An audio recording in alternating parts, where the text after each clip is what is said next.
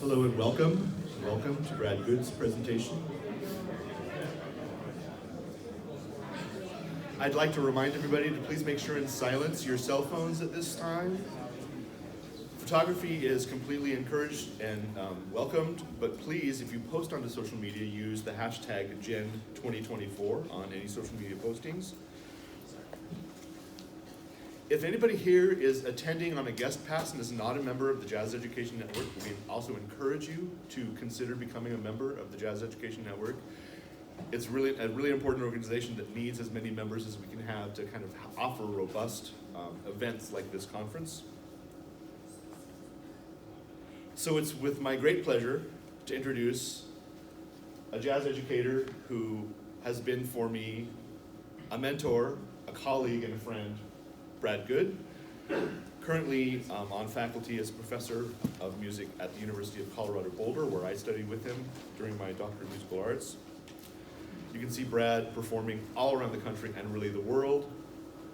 Any given month, I think Brad's somewhere playing, performing. Actually, he was just commenting that it was strange to not be playing at this conference, but we actually get to hear his words of wisdom. Brad asked me to read the abstract for this presentation. I actually read this with Brad on a bus after he submitted on a bus in Santo Domingo, talking to world traveler. So Brad's presentation is Jazz is Not a Language, Critical Thinking versus Imitative Learning and Jazz Education. By any standard of measurement, the jazz education movement has been wildly successful, and for this we owe a tremendous debt of gratitude to its pioneers. The battles that they fought to gain acceptance for jazz within academic culture were very tough battles. To quantify and qualify jazz-related topics with administration, curriculum committees, and accreditation organizations, they may have needed to veer towards topics and formats which were more easily quantified and qualified. With the wider acceptance of jazz and other Black musical traditions in academia, the time has arrived to examine our effort as educators on the direction of the music itself, and to ask important questions about the nature of our advice to new generations of musicians. A trope often used in jazz education compares the development of improvisational skills to the learning of a language. While jazz is a language, in quotes, can be an illustrative metaphor, it's not literally true. Jazz, in its tradition, has always been an art form highlighting self-expression and a diverse array of individual styles and stylists. The musicians most revered have always been those who are most distinctive, whether they have been innovators or have played within more traditional stylistic frameworks. The teaching of jazz as a language most often encourages imitation as a means toward proficiency. This has led to some outcomes that stand in direct opposition to the jazz tradition.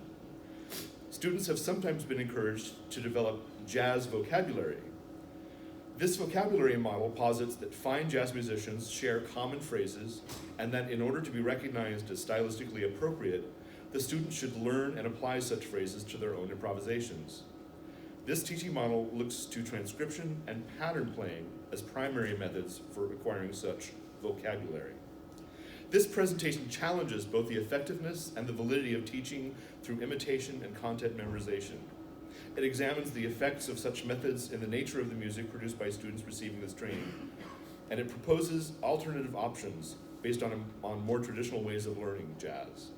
And it applies a cultural lens through which to view the mission of the jazz educator. In this session, Brad wishes to raise two important questions for all of us within the jazz community. One, do we better honor a cultural legacy by venerating its past or by keeping its traditions alive? And two, is it ever appropriate to prescribe content for improvisation? With that, I give you Brad Goode.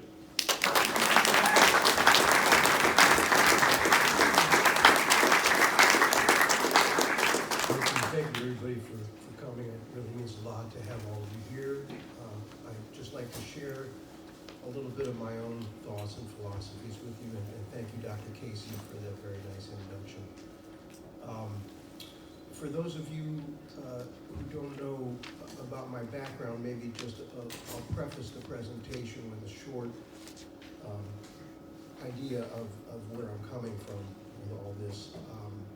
My academic music training has been in classical music. So I have an undergraduate degree in classical trumpet, and I have a master's degree in classical bass. So as a person who always wanted nothing but to be a jazz musician, I sought information outside of school, after school, and from experienced professional musicians. And I was a very lucky young person. From the time I was a teenager through my 20s, I had such generosity bestowed upon me by many fine people in the jazz community and many great mentors, and really had quite an education in the culture of the music, in the values of the music, and in the practice of the music. And so I was very fortunate.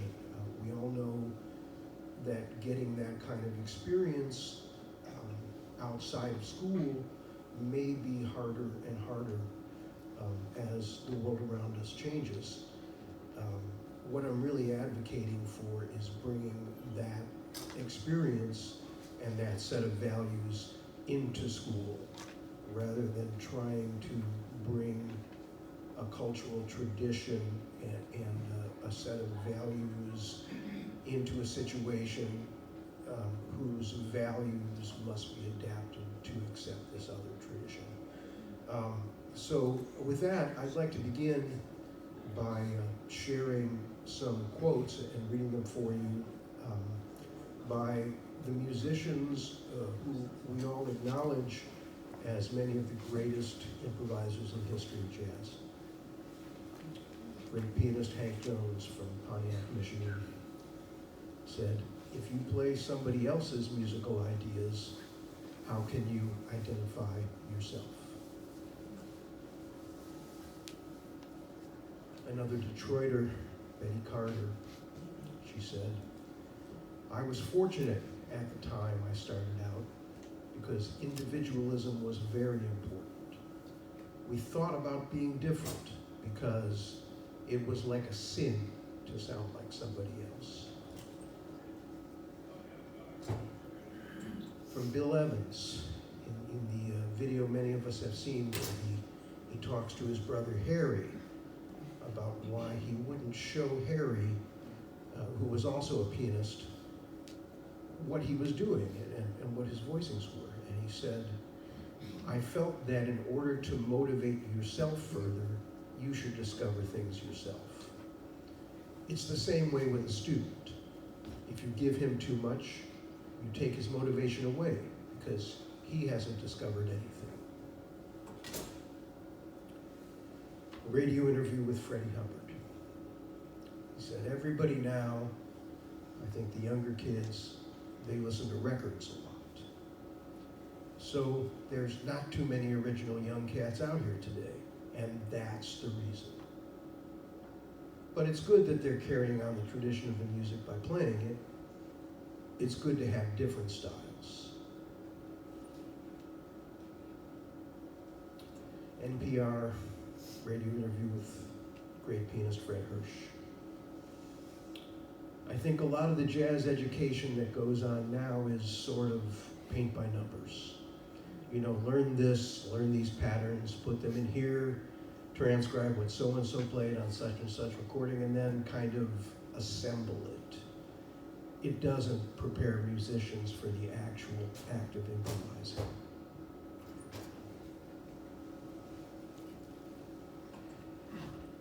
From my hero, the great Dizzy Gillespie. "I always try to teach by example and not force my ideas on a young musician. One of the reasons we're here is to be a part of this process of exchange." And this is something that Eddie Harris said to me. We were on a very long car ride on a tour, and he said, "You know, anybody can become a great soloist with hard work, but stylists are born." And so I thought about that for a few minutes, and I said, "Well, wait a minute, man. Are you saying that everybody is doomed to be more or less kind of run-of-the-mill, generic, the same, and there's only a few special talented people who are born to be the stylist. He said, no, you misunderstood. I am saying the total opposite. Everyone is born to sound like themselves, but you can lose that by trying to sound like somebody else. In discussions with the great saxophonist Chico Freeman over the fall, in talking to him about what I had proposed to Jen, and how a little anxious I was to say this to all of you, Chico said, well, it's a cultural difference. And I said, well, maybe Chico, you can apply to Jen and make that case. But it is a perspective. It is a perspective. I myself, after this wonderful experience of learning jazz the old-fashioned way, started teaching jazz, and I entered our world of jazz education, and I was very confused because a lot of the things that I had heard weren't being shared, and the things I was hearing were things I had never heard. So that's been 30 years ago, and I've been trying to make sense out of that ever since, and it's really been bothering me. So thank you for allowing me to address that with you today.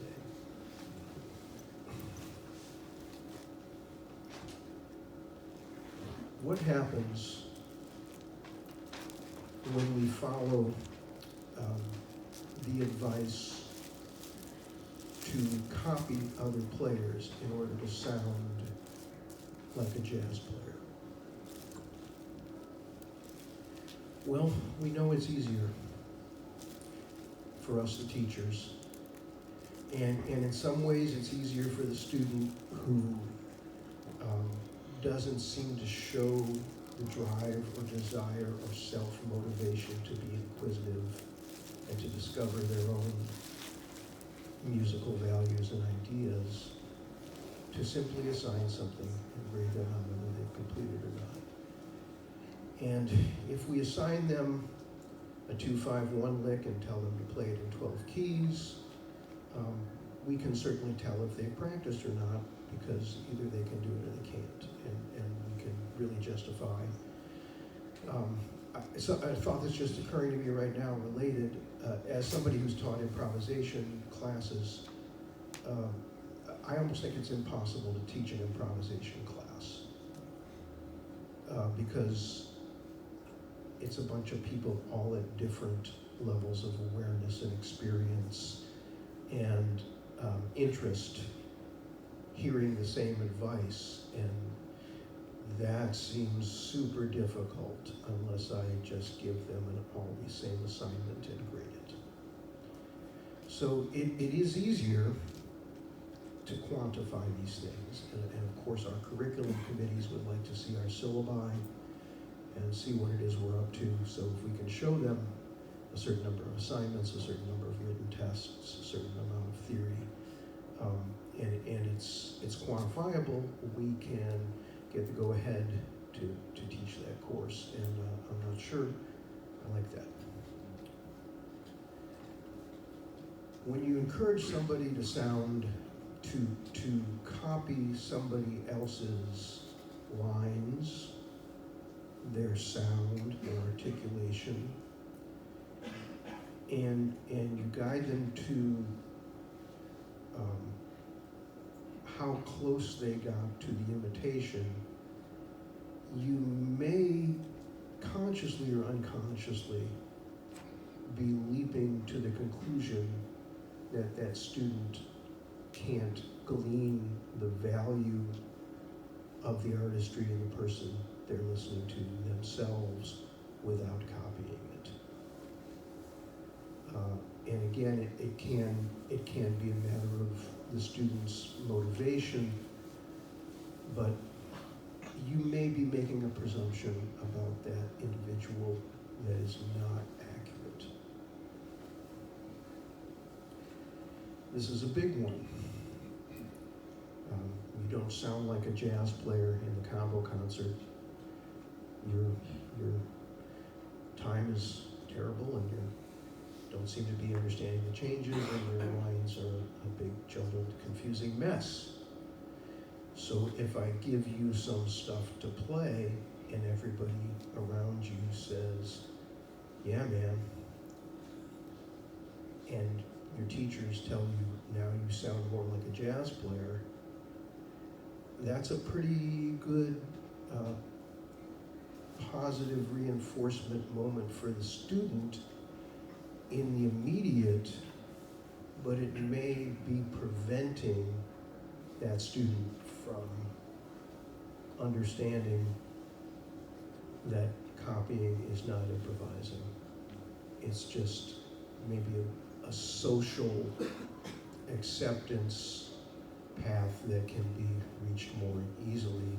And for you as a teacher, if your student starts sounding more like Clifford Brown on the concert and less like a jumbled mess, looks pretty good for you too. But is it really the right thing for the student?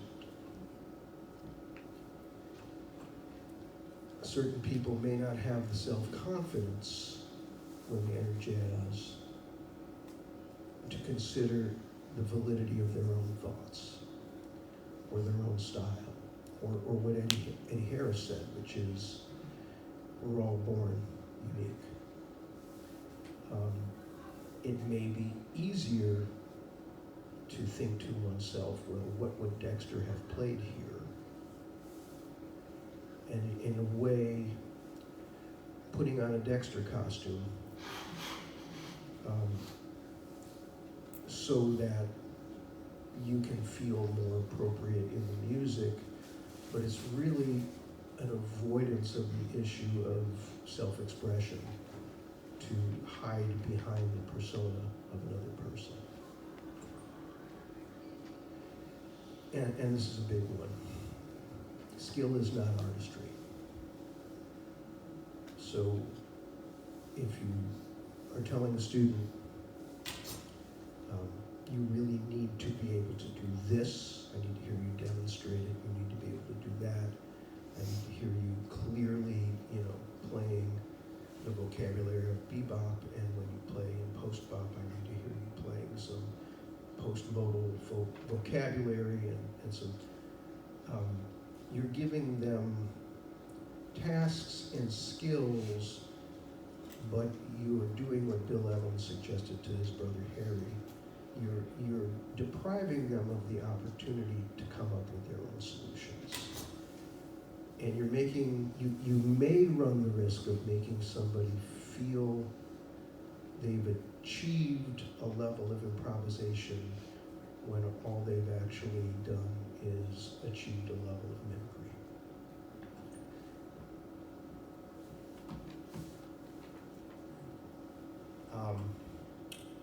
What are the effects of teaching people this way, the positive and negative effects?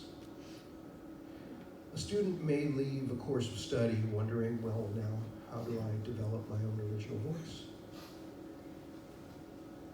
And if I interpret what Eddie was saying to me in a correct way, an original voice is not something one develops. Original voice is something one has, and has the potential to lose through trying to find one's expression in the guise of other people's voices. Before the 2020 election, the original big lie was when you were told, just transcribe a handful of your group of players and then kind of combine that thing, and then you'll make it your own. You'll make it your own. And my question when I started hearing this type of advice was, how?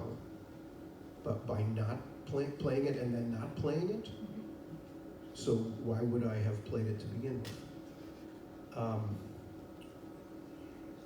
This type of teaching may lead the young player to become dependent on prepared content.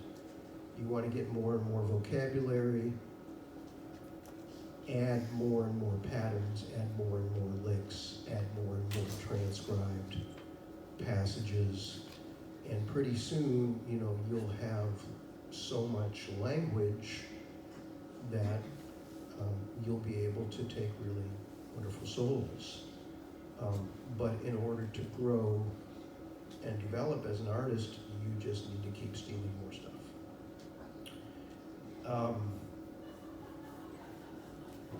I believe that we may be creating a paradigm not only in jazz education, but as the guardians of the tradition and the people now tasked with passing this tradition to the next generation of players. It concerns me that when all of our influence comes from recordings, a next step is that all of our influence comes from the same recordings. And if we don't have that much time in a course of study, perhaps, I tell you, you're a tenor player, and I tell you, well, you have to know Dexter Gordon, you have to know Sonny Rollins, you have to know John Coltrane, you have to know Wayne Shorter, you have to know Michael Brecker, it's Joe Henderson in there. Well, okay, let's concentrate on the main people first, and then we'll branch out, and you can find your own, other people that inspire you. But if I tell you that at the University of Colorado, and Dr. Casey tells you that at the University of Northern Colorado, and Mr. Coffin tells you that at Vanderbilt University, and Dr. Dudley tells you that at Belmont University, and we're all telling you to listen to the same people, and you're all learning with the same models, then there becomes a kind of a universal effect of people all playing the same ideas or variations of the same ideas. And of course it would be confusing to distinguish yourself from somebody else if all of your influences are the same as everyone else's. Things that make you go,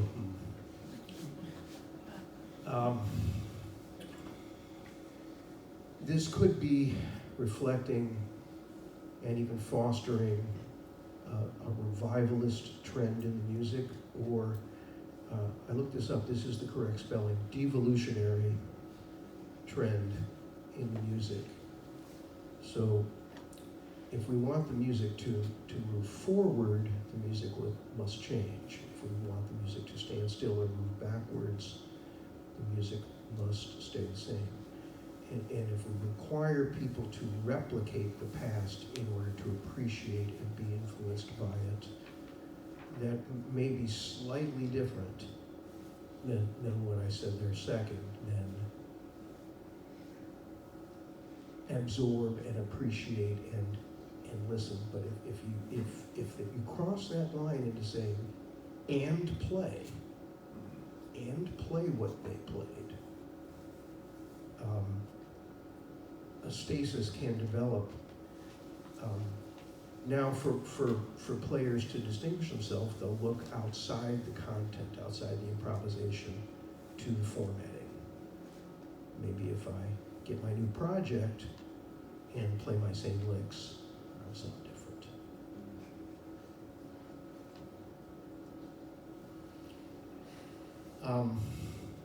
Okay, so now I've identified the problems and I should just leave. No.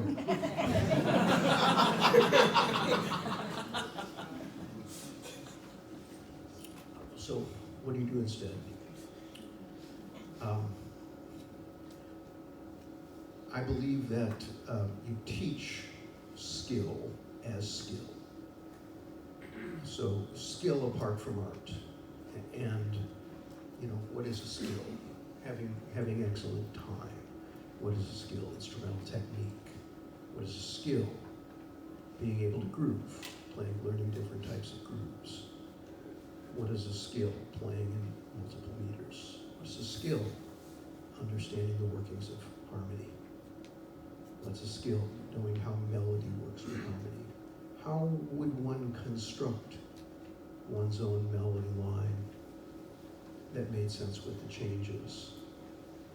And this is also something that can be gathered from analysis of the great transcriptions. But I think it's important to remember that influence and imitation are not synonymous. And they're not mutually exclusive either, but we can appreciate what Charlie Parker gave us and appreciate the beauty of his melody lines and his harmonic genius and his phrasing without playing his licks in our solos. So learn from the how rather than replicate the what. I believe each student should have autonomy as an artist, and that we have to be careful, we have to tread lightly on this idea. Telling somebody else what they're supposed to listen to or what they should like is different than being excited about what you listen to and why you like it. And I think your own enthusiasm will certainly be an influence, but I think when you say you gotta get more Freddie in your playing, you've really crossed the line, infringing on somebody's personal rights. I think we should present strategies for practicing rather than requiring them. And again, in our systems with grading, this can be fuzzy, and it can be hard to resist. It can be hard to resist doing this. But I'm happy to explain the benefits of transcription, the process of transcription that I prefer, ways other people transcribe, and analysis of transcriptions without telling you, next week I want you to transcribe this solo. Again, I think there's a line. Obviously, one learns to play by playing. In my experience as a musician, I've become more solid with my understanding of the elements of music in two ways. One is by playing with people who are more experienced than me, and one is by playing with people who are less experienced than me. Because when I play with people who are kicking my butt, I have to raise my level of focus, my level of concentration, my level of attention, my level of energy, and try to meet their accepted standard. When I play with a band that is completely falling apart, I have to strengthen my playing to hold the band together. But whatever it is, the tradition of jazz is for players of all levels to play together, and that's the way the music is passed. So as teachers, I believe you should play in every group you teach, because you should be an influence, you should be a model, and the students are going to learn more from playing with you than they are from you lecturing them about how they should play, or giving them a critique of how their playing just went. And this is very traditional in the jazz community. This is how the oral tradition of the music has been passed. So by all means, play with your students. I go in the morning at my university job, and I take my trumpet out and I warm up, and then it's in my hand for the rest of the day, and then I put it away at the end of the day and go home. Because if I don't have it, how am I going to show you? My friend Kat said during COVID, I couldn't run over and grab the bass player's thing and say, let me show you. She said, use your words, Brad. Remember that? I do. I can't. It doesn't work as easily. And of course, everything is ear training. Everything is ear training. if everything isn't ear training, you're not part of the oral tradition. What is our role as a teacher of jazz? Great Lenny Tristano, one of the first people to actually advertise himself as a jazz teacher back in the 1940s, when people believed jazz was just something you picked up on your own. It wasn't something you could teach, and certainly racism and segregation kept it from being something that was an accepted part of Western universities. They asked him in an interview, because he had so many successful students, what is it to teach improvisation? I mean, how do you teach somebody to just be creative? And he said, the only way you can teach improvisation is to teach it as if you yourself are an improviser. If the subject is improvisation, improvise your teaching. It's very hard to teach somebody to be an effective improviser by giving them a method, if not impossible. And so each student is different. Each student comes with their own psychological makeup, their own background, their own cultural background, their own experience with music, their own goals, and certainly their own tastes. And so each student must be taught differently, according to what it is they want, what it is they need, and what it is you can help with. So this takes more personal involvement in getting to know that person and their musical tendencies. But I believe it's a really important thing, and this is certainly how I was mentored in the jazz community. When people would take me aside based on what they had just heard and give me advice in that moment, not often positive. Certainly heard about what I did wrong a lot more than I heard about what I did right. But they cared enough, and I'm grateful for that. They cared enough to say, hey, first change on the Bridge of Stella, that's an augmented chord. So you work with what's happening in the moment with that student and where that student is. Value and encourage problem solving and critical thinking. I like the Socratic method. Play something for somebody and ask them, what did you hear? What did you think?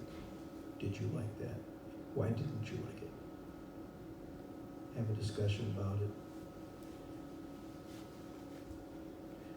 Connect the music to its cultural context and traditions. So I'm here to defend tradition, not to murder it. Who are our favorite improvisers in the tradition? Well, I know that for me, it's a list of people from Chicago who didn't even record, or didn't record much. And then it's, of course, the greats on the records. But what is it we praise about their music? It's their individuality and their willingness to make a personal statement. Black American culture values tradition, but it abhors imitation. So Michael Jordan, not a carbon copy of Dr. J. There's influence. There's the influences there, but having your own thing to say, your own approach, your own thoughts, your own music, and how you distinguish yourself in the context of a jam session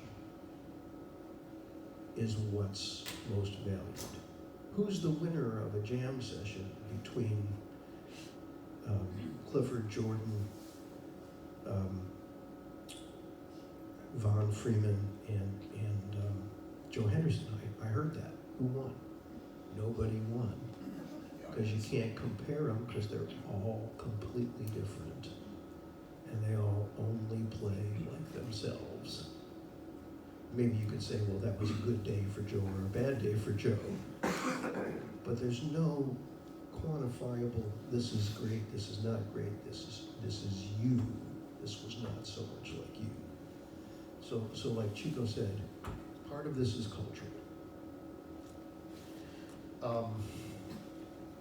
And by all means, stress individuality in this context. Thank you. I would invite you to, through Dr. Casey, come to the microphone with your, it doesn't have to be a question, it can be a comment, your thought.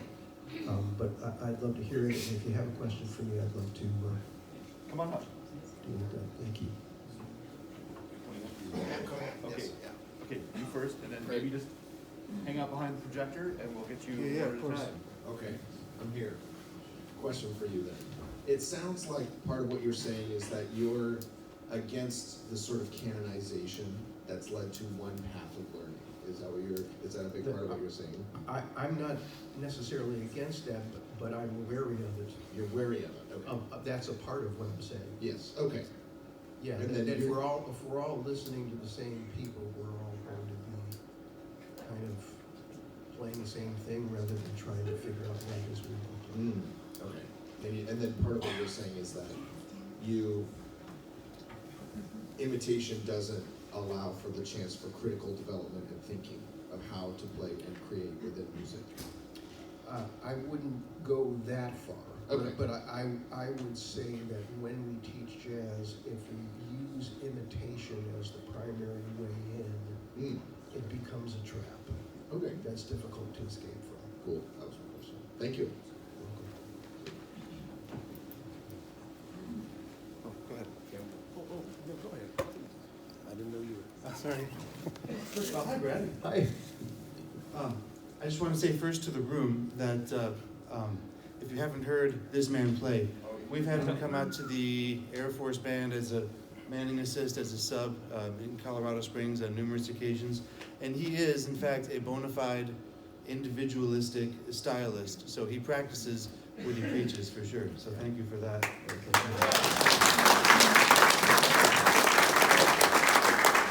So I do teach in addition to my Air Force gig. I've never taught at a school like CU Boulder. In fact, the small universities I've often taught at, the kids come in, sometimes I'm their very first private teacher they've ever had, and they, maybe just learned last year like which end of the horn to blow into, and their understanding of a lot of musical fundamentals is like, well, what's a harmonic minor scale? Okay, well, some things we gotta work on. Right? And I have found myself certainly in that box you described, because if I feel the need to give some of these students anything less than an A for attendance, I could rant for hours on grade padding. I have to have a legitimate reason, because students these days will fight it, of course. And it has to be something that's black and white, like, well, I signed you to do this, and you didn't do it. So that's not an A, So how do you reconcile your gig, what you're doing, because you have to assign grades, to the individualistic approach? Yeah, I think for improvisation, I think it could certainly be different for term papers and things like that, but I think when the subject is improvisation, Ryan, what you're grading them on is their growth. Are they in there? Are they really trying? Are they changing? Something that my greatest teacher, my trumpet teacher, Vince DiMartino, said to me when I was a freshman in college. He said, learning is changing. They're synonymous. So if your student is changing and trying, and it still doesn't sound like it's perfect, but they've given their effort, their best effort, that's an A. If they skipped class and then, sorry, my dog ate it and all that, okay, not an A. But if you're doing your best, And that's the hard thing about improv class, to go back to this, why is improv class so much harder than private lessons? Because everybody's different, and they're all there at once. What do I do with that? Play, and let's talk about what just happened, and let's play again. Let's play, and we're dealing with what's coming up in the playing. A very accelerated advanced student, I'm going over and saying a different thing in her ear than I'm saying the person who can't keep their place in the form. All these things are going on at the same time, right? And it's like a circus. Sometimes you're running trying to keep the band together, but you have to deal with improvisationally. Teach what's happening right now with what's happening right now. And I think that for the subject of improvisation, less go learn these scales and come back and demonstrate. More. We're playing Blue Bossa, did you listen to it? We're playing today, do you sound better today than you did last class? Have you practiced more? You know if they practiced. They know if they practiced. So what does grade matter anyway? They know. They're making it, they're not making it. If you don't know that, you're just self-deluded.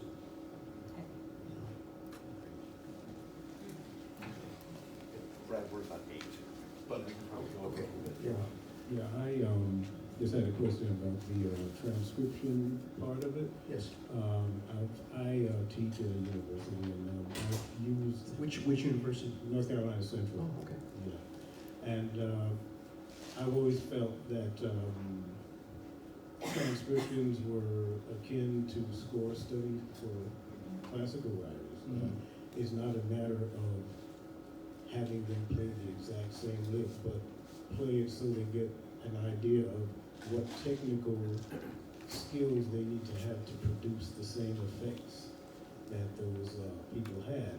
So I think to wholesale deny that there's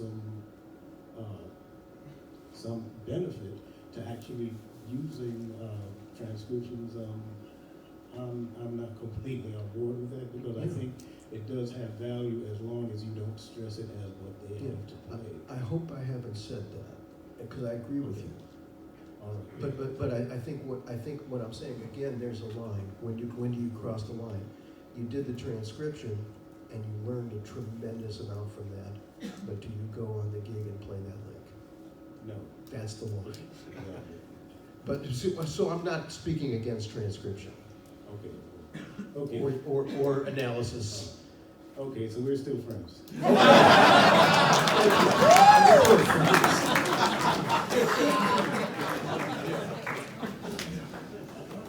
was gonna say something kind of similar, but Say something different then. yeah.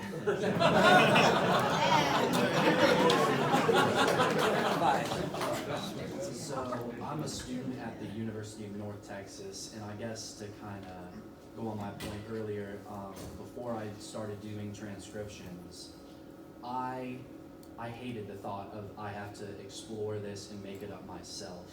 I didn't like that I had to do any of that. I just wanted to take the pieces and put it together. I just felt so, I don't want to say isolated, but it felt like way too much to do that. And I felt that with the transcriptions, that's when I started feeling comfortable and having that sort of grasp. But I understand that you obviously understand the worth of transcriptions and how they are pivotal to becoming a good jazz musician. But I wonder what you would say to someone who dreads the idea of having to sit in a room and figure out something new that after however many years of jazz, there's been all this improving and evolving, and how am I, someone 80 years later, gonna think of something different from these amazing musicians? I'm sorry, what's your name? Aiden. Aiden, what do you play? I'm a tenor saxophone player. Nobody else is Aiden. Mm-hmm. So even though there's been all of those years of you said improvement, I don't know if are today's piano players better than our Tatum? I'm not sure it's improvement. Let's say evolution. after all these years of change over time, right? Nobody has been you. None of those people have your thoughts and your feelings. So what the jazz community needs is for you to access those thoughts and those feelings and put them in music so that you contribute to the tradition and the lineage that you honor rather than replicating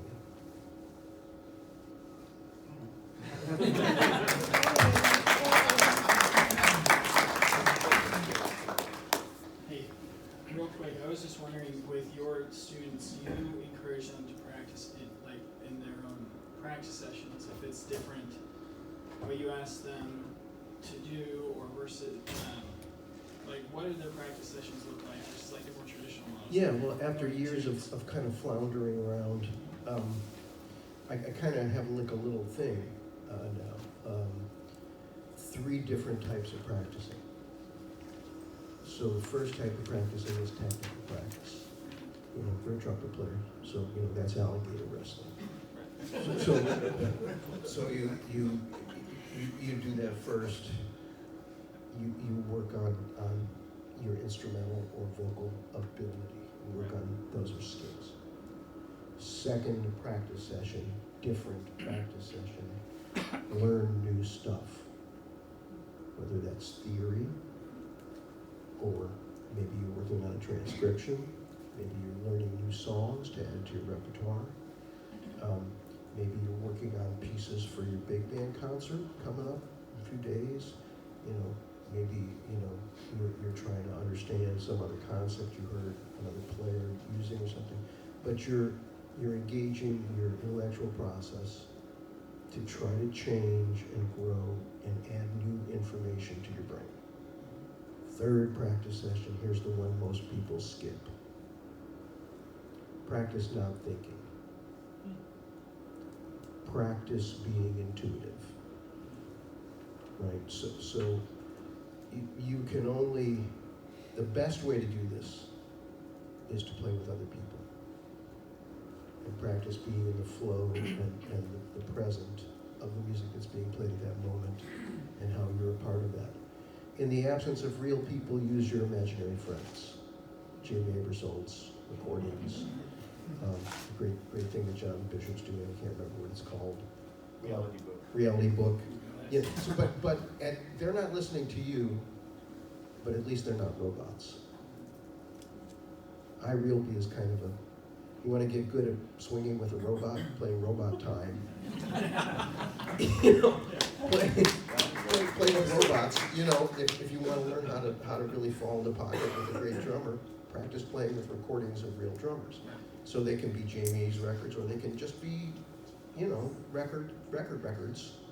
And Sonny's improvising, and you're improvising in counterpoint. But you're practicing letting go of your self-judgment and your self-criticism and your need to apply your studies and just letting stuff come out of you. What I found happens with a lot of improvisers, a lot of young students, is they practice and practice and practice, and they're very dedicated, but they go on the bandstand and they feel like they can't get loose and get in the flow. You know, because the first time they've tried to do that is when they get on the bandstand. So the solution, I believe, is practice getting in the flow. Learn how to practice being in a flow state. And one of my mentors was the great Ira Sullivan. And I remember a very great lesson on the bandstand one time. That was a drummer in Chicago, Wilbur Campbell, was the greatest bebop drummer in Chicago, and he could play faster than any other drummer. And boy, were those tempos hard for me as a young person. And all these people around me were just blazing through this. It was normal for them. And I was just up there, fold, fold, fold, panic attack, nothing, you know, bad. And then I would come out of it just, don't know how they're doing this. One time I was in the middle of folding and panicking.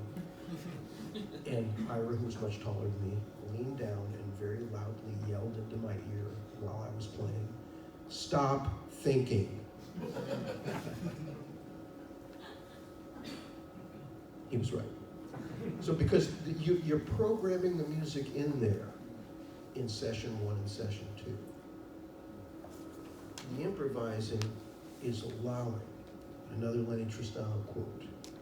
They asked him, what is improvisation? Is it instant composition? He said, no. We don't compose anything. He said, the music is already playing in your mind, and the instrument is an amplifier for your thoughts. And the job of the improviser is to allow that music to stream out of you without the interference of the brain. So, to stream out, what's going to stream out? What you put in. You're putting it in session 2. Practice 3, practice allowing, session 3. Cool, thanks. So, I'm strict orders to not extend, but I don't believe there's another session in this room, if somebody can correct me on that. So I'm gonna, if you need to go to a 5 o'clock session, now's a good time to leave, but I'd like to at least get these 2 other questions before we conclude. Are you okay with that, Brad? Yes. Okay. Yeah. Hey, so you have already answered this question, but how would you approach working with like different learning styles? Specifically, let's say somebody who's more data-driven, they can memorize a bunch of lines, movie lines, licks, etc., and can come off as a great improviser, versus someone who's maybe like a little more spacey, they're always forgetting stuff, and all the while cultivating creativity. Well, I think the only real way is to know them and play with them and listen to them over a long period of time. So you become personally involved with what it is their strengths are and what it is their areas needing improvement are, so that, you know, as you're listening, you say, I start to see your problem is, you know, you're trying to, you know, and then the advice based on your careful listening to who they're trying to become as a musician and what the struggles are that you perceive. So it comes back to this point of teaching each person differently. But in order to do that, you have to actually become personally involved with what they're doing musically and get to know them as musicians. And then I think your instinct will tell you what the right thing to say is at the right time. Or sometimes just don't say anything. You know, when I first started teaching at Cincinnati, I came from that Chicago environment. It was a little gruff in Chicago. You know, Greg knows, you know, nobody says, yeah, man, that's some New York shit. You know? Chicago, you just, if you played great, nobody says anything. That's what we expected. You know, if you don't play great, you hear it. So, you know, when I started teaching improv classes, and I had college students, they'd come and say, Mr. Goode, was it okay what I did? Was it okay? And I said, of course it was okay. I didn't say anything, did I? You know, so I had to learn, oh, they need to hear, yeah, good. So you know, so I like to do that now. Yeah, that was good. That was it. Great, you know. No, you're lost. Yeah, that's it. You know, so like in the moment you're like dealing with what's happening. You know. Did you also hand it straight back? What did you think is your most common response to a student I've experienced? Well, because don't you think? I'm sorry. Do you want to say that in the microphone? Oh, sure. I get to study with Brad a lot. I'm a vocalist in an informal education situation, and my experience is that the first thing you say when I'm looking for feedback in my needy little way is, "What did you think?" Because that's the most important piece, according to what I've learned. Because you know, I don't know what you were trying to do. You know, I know what you did. so I don't know if that met your musical goals or not. And we all know when we're connecting with the music and when we're disconnected. So I think it's often good to ask the person first how they felt about what they did, because the answers are more often there than coming from somebody else who just, well, you didn't sound like Sarah Vaughan, so it wasn't that good, you know. It's not very helpful, you know. Okay, thanks for the talk. Yeah. I enjoyed it. My question, you highlighted this as saying one of the roadblocks to this might come from administrators, curriculum committees, assessment committees that want us to quantify and justify these things. And I'm wondering how you've handled that issue as you've tried to do more of these. Well, okay. First thing, here's a big one. Attempt to detach your ego from how your students sound. A kind of an old model is that the ensemble is the ego representation of the director to the public, or to the school, to the administration. That's the marching band model. I know I was in marching band 9 years. That's why.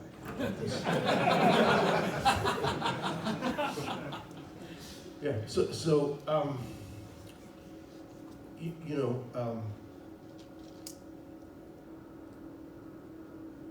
if I can make a case to the administration that what I'm really concerned with is the education of the students and not the appearance of what's going on to either the public or the curriculum committee, and I have the trust of the administration, then everything's okay. If I feel like I have to demonstrate my value to, you know, then not fun. Yeah. So I understand, but you know, you give them grades. I mean, one way to deal with the grading question is everybody gets an A. I mean, I know grade inflation is not my favorite thing, but you get an F if you didn't try at all, and if you kind of tried a little, you get a C, and if you tried your hardest you can, but you still aren't very advanced, you still get an A. Because this is music, this is not, you know, math or something. And so what we're dealing with is individual people and their individual personalities and feeling. And you can't teach somebody how to be more them, but you can teach somebody how to be less them. And that's what this presentation was supposed to be about. John Goode, and the faculty can cover. We're under the courage to allow guys to show this.